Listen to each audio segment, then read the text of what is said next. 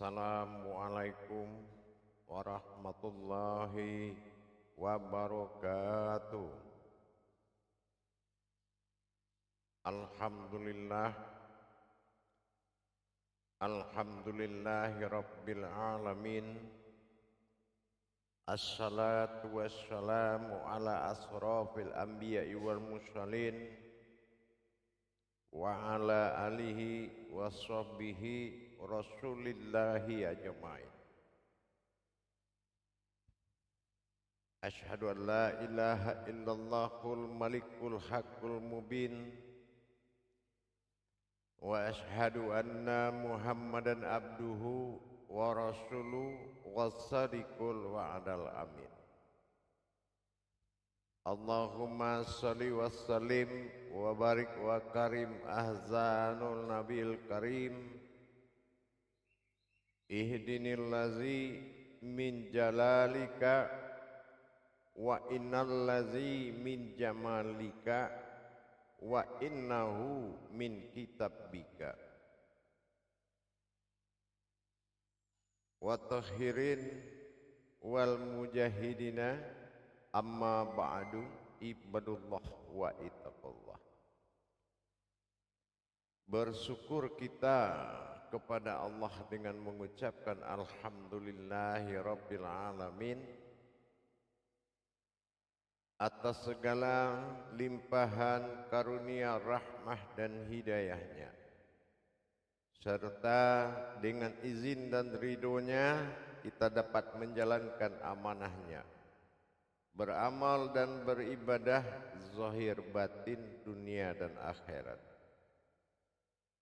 Bersalam kita tak akan terlupakan, marilah kita sama-sama menyampaikan salam puji dan selawat kita kepada junjungan kita Nabi Allah Nabiul Akhirul Zaman Rasulullah Muhammad sallallahu alaihi wasallam.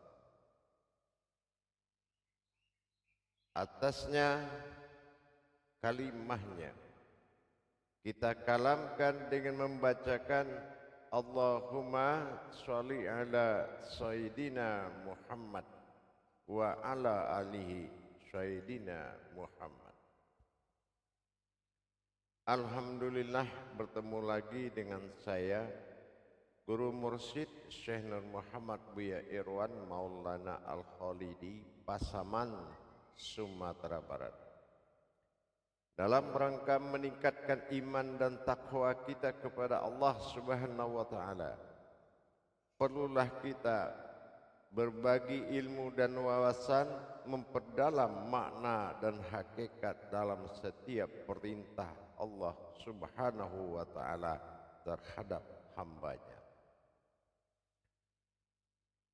Sesungguhnya ibadah dan amal yang dilakukan tanpa ilmu, maka amal dan ibadah itu akan dikembalikan oleh Allah dan tidak diterima. Faqulu mimmi khairi ilmin ya'malu wa amallahu mardudatul la tuhabalu, tidak diterima. Dengan itu, pada waktu dan kesempatan ini, di dalam makom majelis zikir Ma'rifatullah Indonesia, dalam naungan Yayasan Islam Hidayatul Mubarakah, tentunya dalam YouTube Syiar Buya Pasaman Timur, yang insya Allah kita selalu berbagi wawasan dan ilmu pengetahuan, mudah-mudahan bermanfaat untuk kita bersama, insya Allah. Alhamdulillah, para hadirin dan hadirat, kaum muslimin dan muslimat rahimakumullah dimanapun berada.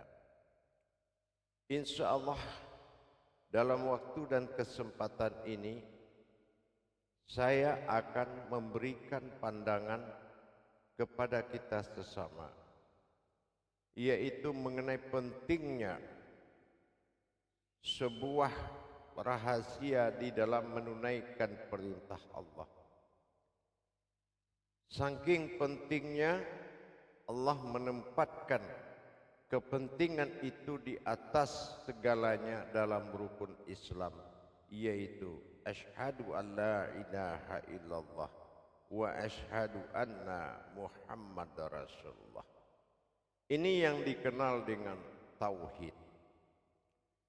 Di dalam iman kita mengenal dengan tauhidin, yaitu peraturan tentang iman dalam Islam. Untuk memahami, menjalankan rukun-rukun berikutnya dari 5 rukun Islam, titik puncak kebenaran dari rukun Islam itu, yaitu tauhid, asyhadu an la ilaha illallah. Dengan kalimat asyhadu an la ilaha illallah, kita diwajibkan memahami tentang perkara Tuhan yang akan menjadi sembahan bagi kodrat yang disebut umat. Ini dikenal dengan ma'rifatullah, dengan asyhadu an la ilaha illallah. Berikutnya dengan kalimat wa asyhadu anna Muhammadar Rasulullah. Ini dikenal dengan makna ma'rifatur ruh, yaitu mengenal hayat yang menyembah, potensi keumatan. Dalam 2 kalimat 2 kodrat, dalam kalimat syahadat la ilaha illallah dan Muhammad Rasulullah, perkara tauhid ini harus menjadi tolak ukur yang wajib di atas segala yang wajib. Akan sah perbuatan 4 rukun Islam lagi kalau pada tahapan awal syahadat menjadi kesempurnaan apabila 4 rukun lagi akan sempurna, dengan syarat kita memahami kenapa Allah mengutamakan syahadat pada peringkat atas dalam rukun Islam. Syahadat adalah yang didirikan di dalam perbuatan kedua, yaitu sholat. Artinya memperjelas kedudukan awal sebelum sholat itu datang pada rukun kedua. Artinya sebelum sholat ini dijadikan dalam perjalanan iman, maka terlebih dahulu ibadah yang pertama turun adalah yaitu dengan beribadah kepada Allah. Apa yang dikatakan beribadah kepada Allah? Tentunya dengan kita melakukan perbuatan tajalli kehidupan, mana yang dikatakan bersifat wujud Allah dan mengakui ada, dan bersifat wujud seorang umat, yaitu yang diadakan. Kalau persoalan Tuhan tidak memahami lebih autentik dan jelas, dan perkara umat tidak nyata dalam perbuatan tauhid, siapa yang bernama Allah dan siapa wujud yang bernama Muhammad Rasulullah? Ingat, perkara tumbuhnya syahadat tauhidin ini berawal dari syahadatullah al-malikul hakul mubin asyhadikul wa'adal amin. Maknanya seseorang harus bisa menyatakan hukum Baitullah. Apa hukum Baitullah? Telah ternyata berhubungan adanya Tuhan dan adanya umat dalam diri yang sama. Mencari keberadaan umat dan keberadaan Tuhan adalah makom yang ada pada diri yang satu. Perbuatan ini hanya bisa dilakukan oleh satu orang terhadap diri wujudnya yang bersifat wujud Allah pada dirinya dan mewujud Allah pada mewujud dirinya sendiri. Kejelasan syahadat ini menentukan kebenaran perbuatan ibadah berikutnya. Yang wajib pertama sekali bagi orang yang ingin beribadah kepada Allah, yaitu awalul wajibin alal insani huwa ma'rifatul illahi bi istighani. Wajib pertama sekali bagi umat adalah mengenal dengan seyakin-yakinnya siapa dirinya dan siapa Tuhannya. Kalau ini belum terjadi, bagaimana bisa seorang menjalankan tauhid tanpa awalnya dirinya bertauhid kepada Allah? Mengenal tauhid ini sangat wajib. Karena apa yang akan dijalankan dalam ibadah kalau pelaku ibadah itu belum nyata pada dirinya? Bisakah kita sholat menghadap Allah tanpa mengenal Allah? Bisakah kita berbuat dengan diri tanpa kita mengenal diri? Ini yang dikatakan man arafa nafsahu wa qad araha rabbahu.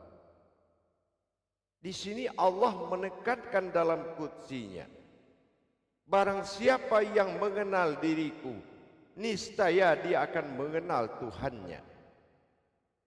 Bukan diri kita, tapi dirinya. Nafsahu, ada kata hu yang membenarkan bukan kita. Tapi apabila sebaliknya yang terjadi pada diri kita, man arafa rabbaha faqad khailan nafsah. Tapi sebaliknya, barang siapa yang tidak mengenal Tuhannya, maka jadilah dia diri yang bodoh. Apa bodohnya? Orang ruku dia ruku, orang berdiri dia berdiri, orang sujud dia sujud, orang duduk dia duduk, orang pulang dia pulang. Itu diri yang bodoh.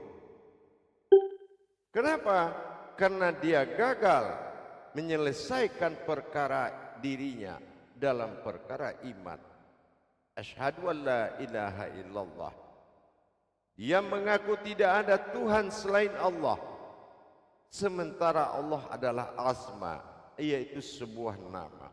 Pemilik nama saja dia tidak tahu yang berderajat Tuhan. Apalagi Muhammad Rasulullah, dirinya yang mendatangkan sebagai umat. Makanya 3 perkara solat ini yang seperti mana kita pernah dengar dari Rasulullah. Orang yang tidak bertauhid kepada Allah, maka solatnya adalah ibadihi marhala fil jazadin. Orang yang tidak bertauhid itu ibadahnya hanya menggerakkan jasad belaka. Menggerakkan jasad tanpa tahu siapa yang menggerakkan dan siapa yang bergerak, atau rukun dan rakaat. Yang kedua, orang yang menyadari akan tauhid dan berusaha untuk mengenal Allah, maka solat baginya salatul mikhrabi wal mu'minina. Solat orang yang berilmu itu adalah orang yang bisa bermikhraj atau pindah. Apa yang dimaksud pindah? Di saat tubuhnya menghadap kepada barat maghrib, di situ dirinya menghadap Allah. Bukan dia menghadap maghrib matahari terbenam. Kenapa harus matahari yang diikuti? Kalau kita tidak tahu, kita mengikuti matahari yang sudah mati. Apalagi ada Tuhan di tempat yang mati. Hal yang mustahil, Allah bersifat hidup dan mati. Yang ketiga, orang yang sudah mengerti apa tauhid itu di dirinya, maka solat baginya solatul malhalah fil mukasyafatullah. Artinya solat bagi orang yang sudah bertauhid adalah pertemuan dengan Allah. Artinya apa? nyata baginya menyaksikan perjalanan kodrat Allah menuju asal wujud mula jadi. Di situ dia qabla mutu anta mutu, berlakulah bagi dia melipat tangan itu mati, bukan pura-pura mati. Inilah pentingnya tauhid. Tauhid ini adalah perjalanan iman kita, perjalanan yang sangat menentukan. Contohkan, kita melaksanakan kepastian sholat itu pada awal takbir. Allahu Akbar, harus nyata mana umat, mana Tuhan dalam suatu kodrat. Ini yang dikatakan ihram. Dari mana dasar ihram? Syahadat menyatukan, syahadah langsung, ahad menjadi satu. Apa yang satu? Tiada yang ada melainkan Allah semata yang berbuat kepada dirinya. Artinya sholatnya sudah memiliki iman. Dia sudah tahu apa yang dia angkat dengan tangannya dan siapa yang dia panggil, dilipat tangannya siapa yang mati, dan siapa yang menyatakan inna sholati wa nusuki wa mahyaya wa mamati lillahi rabbil alamin. Nah, siapa setelah nyata itu baginya, baru dia melaksanakan tugas sunnah, yaitu berakaat dan berayat. Itu sunnah yang wajib, bukan berdiri rukuk dan sujud. Karena itu bisa diampuni oleh sunnah dengan perbuatan hakikat. Tetapi yang wajib itu adalah memastikan ada ma'buduni innal ma'bud wa ma'budun. Siapa yang berdiri, siapa yang menyembah, dan siapa yang disembah. Ini harus nyata.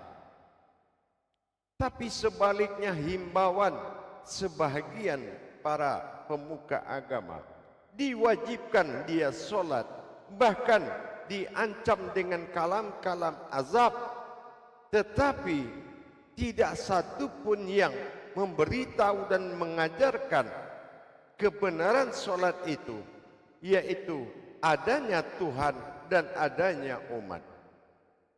Sekarang banyak kita lihat orang bersolat tanpa paham siapa yang solat, siapa yang umat, siapa yang Tuhan. Tapi masjidnya penuh karena himbauan, bukan karena ilmunya. Kalau dalam Islam tauhid ini sudah runtuh, apa nilai perbuatan itu? Bukankah kita di rumah Allah menghadap Allah?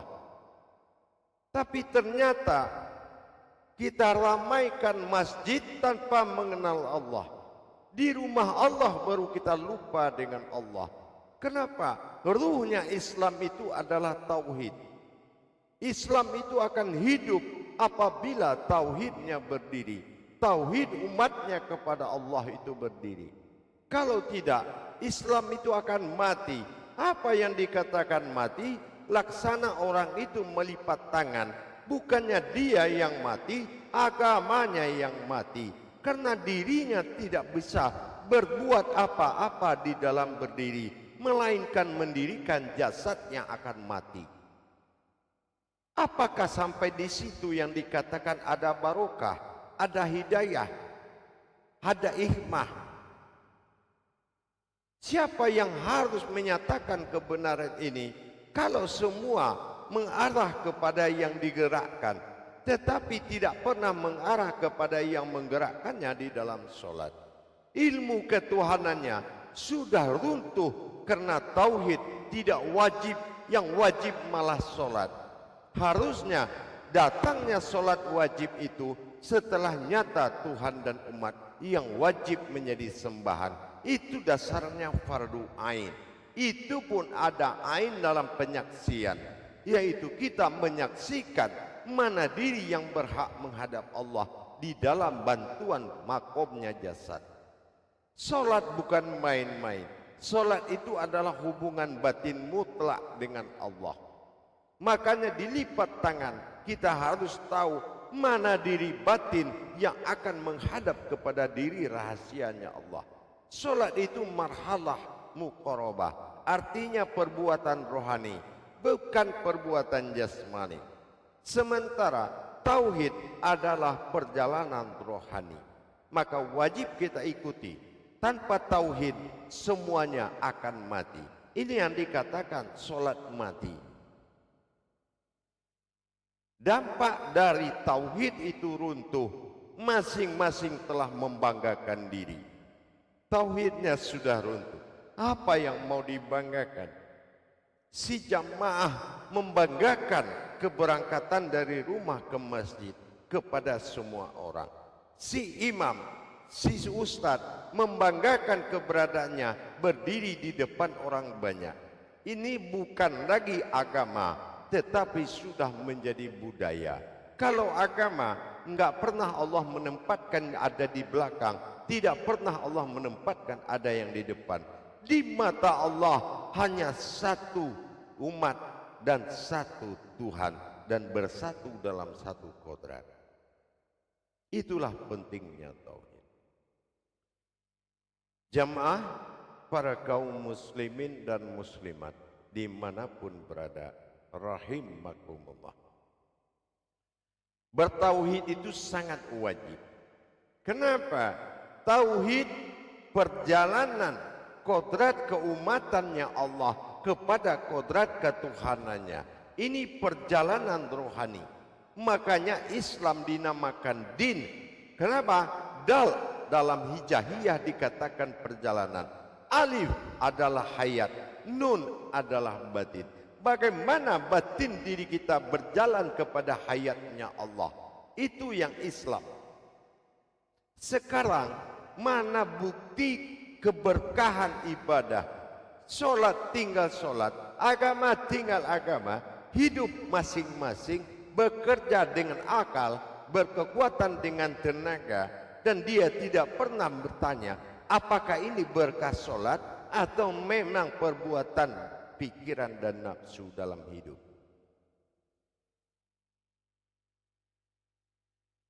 Jamaah para hadirin yang dirahmati Allah rahimakumullah. Insyaallah marilah kita sama-sama merenungkan kembali pentingnya bertauhid kepada Allah. Tauhid itu ada 5. Yang pertama tauhidin. Tauhidin ini orang yang berhubungan dengan Allah dengan mentaati peraturan. Itu baru tingkat pertama. Solatnya 5 waktu, jam sekian, dan sesudah solat ini robitahnya. Yang kedua tauhid zuhudiyah. Setelah dia taat kepada peraturan, maka dia akan mendapatkan tauhid zuhudiyah. Apa yang dikatakan tauhid zuhudiyah? Hidupnya sangat sederhana dan membuat kesederhanaan cara berpikirnya, hatinya tidak sombong, dia taat tanpa membanggakan diri. Itu akibat ketaatan tauhidin menuju tauhid zuhudiyah. Mulai dia memperlihatkan sikap perubahannya. Kalau ini urutan tauhid. Yang ketiga, dengan dia rajin, dia taat, dia mulai berpikir, sebetulnya saya ini berdiri ruku sujud pulang atau beribadah. Timbul ketukan Allah ke hatinya, maka naiklah ke tingkat tauhid ilahiyah. Disitulah dia belajar mendalami tentang ketuhanan pada diri. Dari tauhid auliya yang dia belajar tauhid ilahiyah, barulah dia mendapatkan pemahaman tentang rahasia-rahasia Allah. Perjalanan rahasia-rahasia Allah. Apa contohnya? Allah subhanallah, dia sangat maha suci. Kamu datang pakai apa? Pakai tubuh yang diselimuti najis. Dengan hanya modal beristinja, mencuci najis pada tubuh ibarat anak dimandikan orang tuanya dari berkotor-kotoran. Apakah sebatas itu bisa kita melaksanakan hubungan tauhid dengan Allah? Tidakkah kita berpikir wudumu telah dihukum 3 kali? Bukankah 3 kali membuat kita berpikir? Bukan melaksanakan pekerjaan tanpa berpikir. Nah, ini tauhid Syria. Orang itu sudah mulai menuju alam rahasia Allah. Semakin tinggi. Terakhir, Allah membukakan dinding batasan dengan dia. Sehingga nyata bagi dia siapa yang berbuat, kemana dia berbuat. Ini tauhidnya sudah meningkat kepada tauhid goibiyah. Rubuh dinding ijabnya. Orang itulah yang menyaksikan dalam solat itu, kalau dia telah melihat wujud Allah pada dirinya, bukan dia melihat dirinya, tapi di wujud Allah inilah yang dia ikuti untuk melaksanakan kerahasiaan di dalam solat. Solat itu rahasia. Jadi jangan kita tidak melengkapi adab-adab hakikat dan kerahasiaan Allah. Kalau masalah tempat, semua bisa diganti dengan hakikat. Ibadah ini Allah buka jalan 4. Ada dengan syariat, ada dengan hakikat, ada dengan harekat, ada dengan ma'rifat. Bukan perbedaan solat, tapi adab solat itu menuju hakikat Allah itu ada 4 makom: syariat, hakikat, tarekat, ma'rifat. Banyak kesempatan kalau kita sudah berilmu boleh memilih makom mana yang akan menjadi taat kita. Makom mana yang menjadi taat kita, silakan. Maka perhatikan surat Al-Mu'min ayat 1. Afqadhala fil mu'mini. Beruntung orang yang sholat itu, berilmu. Kenapa Allah katakan ada yang beruntung di dalam Islam? Berarti ada yang rugi di dalam Islam. Siapa yang beruntung? Allazi hum sholatihin khashi'un. Itu orang yang benar-benar kusuk dalam solatnya. Apa yang dimaksud kusuk? Bukan tidak tahu dengan diri lagi, bukan tidak paham siapa kita, bukan. Orang yang kusuk itu pertama orang yang berhasil menemui Islam. Apa Islam? Islam itu din, berarti solatnya sudah bisa dia perjalankan. Bukan dia bergerak tanpa solat berjalan. Harusnya solat itu berjalan, bergerak menuju Allah. Yang kedua, iman. Apa yang dikatakan iman? Dalam syarat sah kusuk, sudah tahu dia apa yang dia imani dalam setiap gerakan dan bacaan, bukan membaca dan bergerak tanpa iman. Sudah dia kenal siapa yang berdiri dalam berdiri, dan apa qauli yang dia baca. Ayat tidak berlaku dalam solat, tapi yang berlaku qauli, yaitu makna. Fikri, dia sudah paham siapa yang beribadah dan berbuat. Barulah yang ketiga itu bermunajat. Apa bermunajat? Dia berbisik kepada Allah. Tetapi kita wajib tahu wayatalatot itu berbisik. Tapi kan siapa yang berbisik dan kemana kita berbisik? Yang terakhir, ma'rifat. Apa artinya ma'rifat? Dia tahu tujuan dari solat itu. siapa yang dia tuju dan siapa yang menuju, maka dia di situ terbawa hakikat ibadah sehingga dia tidak mengetahui lagi hal-hal yang bersifat pandangan. Dia sudah menguasai pandangan. Pandangannya sudah penuh sehingga tidak ada lagi setan, iblis dan godaan-godaan lain masuk ke dalam pandangannya, karena dia sudah berisi kepada tauhid. Pandangannya sudah penuh, maka wajib dia saksikan. Fardu wajib ain menyaksikan. Berarti dia sudah kusuk menyaksikan perbuatan yang ada di dalam gerak dan bacaan. Kalau kita tidak paham ke situ, maka ada belenggu semua perbuatan Islam, menjadi dirimu terbelenggu.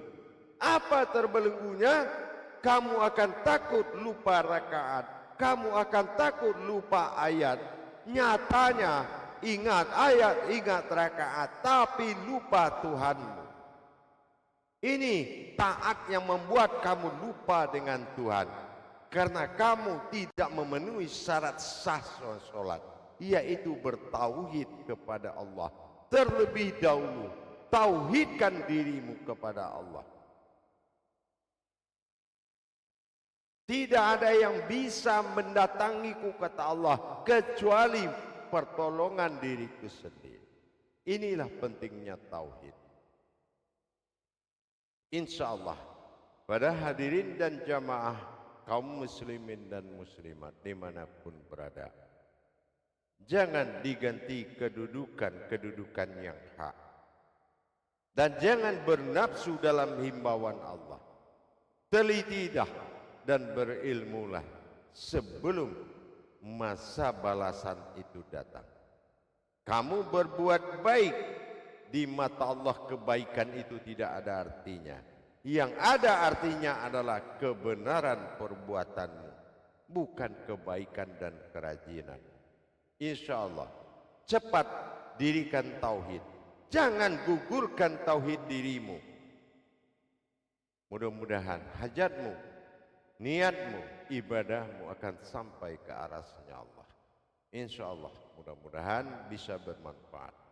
Bagi yang sudah paham dan mengerti, insya Allah saya sebagai guru mursyid hanya mengingatkan. Dan sebagai himbauan saya kepada saudara-saudaraku yang berdiri pada makom perbuatan dalam ijab-ijab agama, para ustadz, ustazah, ulama, para kiai dan para al-habib, saya harap utamakan tauhid ini dalam menghimbau kepada umat. Kalau sudah berutamakan tauhid, nyatalah mereka dalam kesadaran himbauan Allah, bukan himbauan azan dipanggil orang datangnya orang.